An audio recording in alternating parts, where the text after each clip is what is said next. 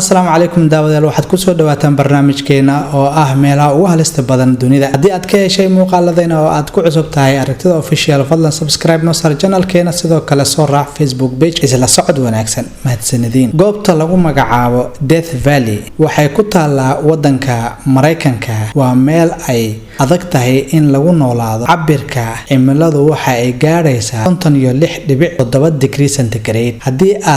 aadan sidan wax biyo ah waxaad ku noolaan wax ka yar 14 saacadood nolosha Allah subhanahu wa ta'ala ayaa bixiyay sidoo kale waxa ku nool xayawaano halis ah waxaana horay ugu dhintay dad aad u badan goobtan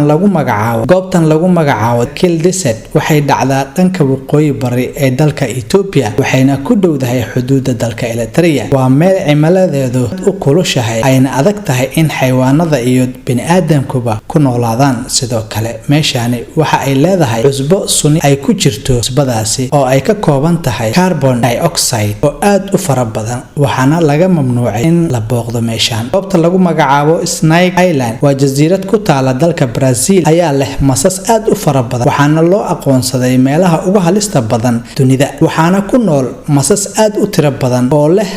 haliso aad u fara badan siba masaska loo yaqaan Bathrops amba noocyada u eg jilbiska dawladda dalka Brazil ayaa mamnuucday in la booqdo Snake Island goobta lagu magacaabo Lake Neutral waxay ku taalaa wadanka Tanzania goobtan ayaa ku badan maadada loo yaqaan natronta taasi oo ka timaada aashitada volkaanaha waxayna ka kooban tahay sodium bicarbonate iyo sodium carbonate sawiradani aad arkaysaan waa xayawaan dhintay lamana garanayo sababta ay u dhinteen halista ka jirta awgeed iyadoo markii dambe noqdeen sida sanamkii oo kale goobta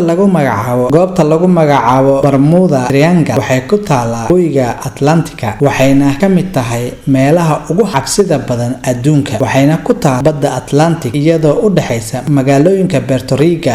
Florida iyo Bermuda inta badan maraakiibta marta waxay ka luntaa jihooyinka taasi oo sababta in ay lumaan amba la waayo doomi badan oo yar iyo kuwa waaweyn ayaa halkaas ku maqan waad ku mahadsan tahay daawashada iyo dhageysiga barnaamijkeena maanta iyo aragtida official